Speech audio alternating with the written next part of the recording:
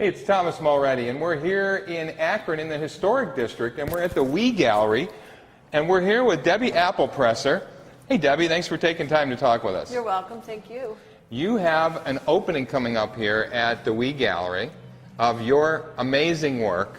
Talk first about your process, because you work a little differently than most artists.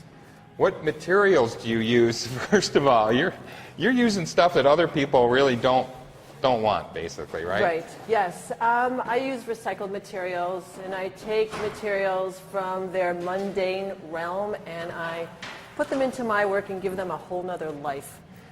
So you're using recycled materials such as, do you literally go in the garbage dumpster bins, or where do you find stuff? I had to do that once, and that was gross. So I try not to do that. I have picked pieces off of people's lawns. I try not to do that because it's gross. You really? They're sticky, yes. Do you know, like, when all the garbage pickup days? Yes.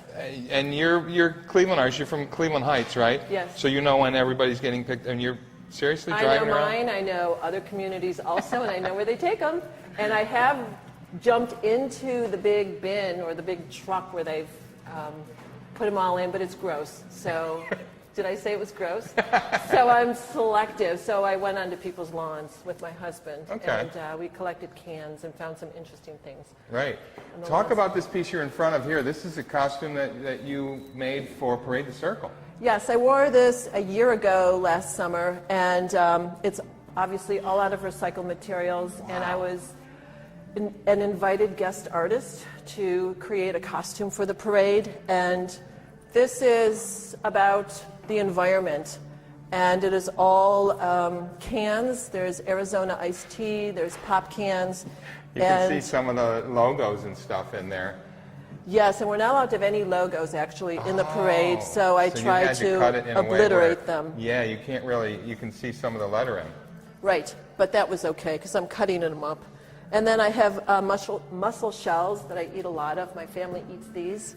And when I go to restaurants, I ask them to box up the shells for me, and they look at me very weird, but I... So those are actual mussel shells. Yes, wow. That I've eaten. And the fish I made out of pink insulation foam, which is used in houses to insulate, and you can carve it like wood.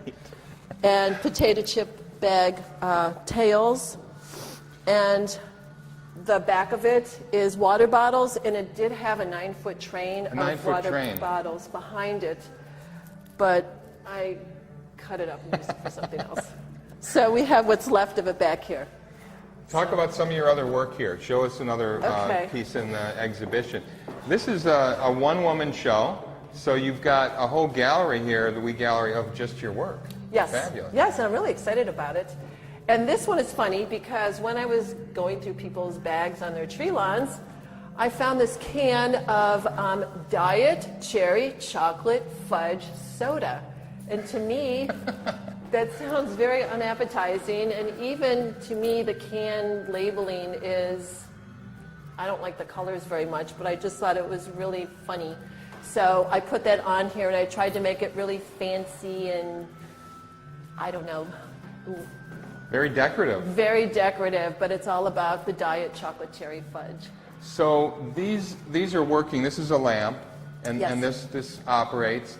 People are buying this work because it's unique. It's very different. Yes. Not because it fits with their decor, but because it's something that's They're out learning there. about that, right. I always think, what's wrong with them? You know, this can go in anybody's house. I have this in my house. What do you mean it has to match the drapes? Get over it. They haven't seen your house. You got mussel shells again on this piece back here. Yes, this is called Volcano, and I also have bottle caps on here that the barking spider lovingly collects and hands me every time I go in there.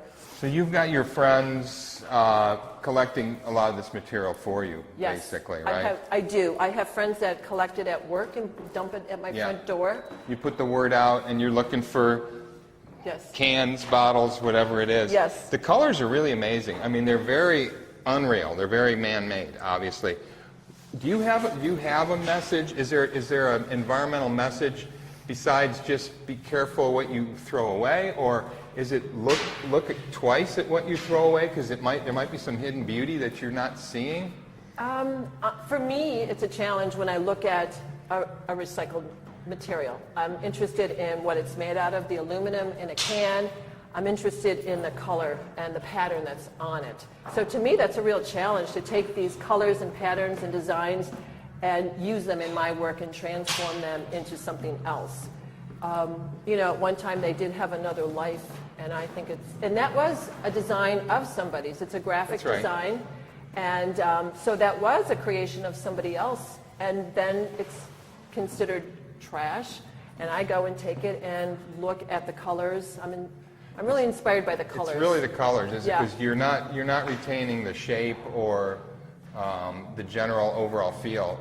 You're looking at these brilliant colors. Yes. Blues and reds and fuchsia and just indescribable, bizarre colors, really.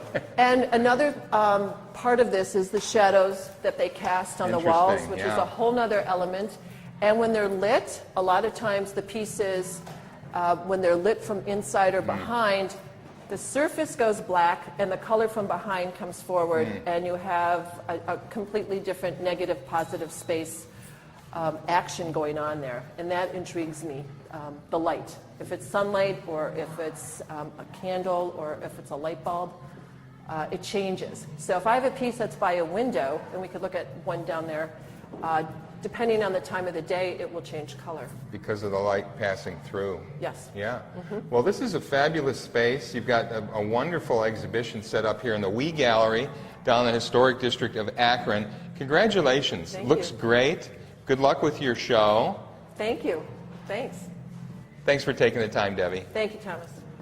Hey, it's Thomas Mulready from CoolCleveland.com. Have a great week in cool Cleveland.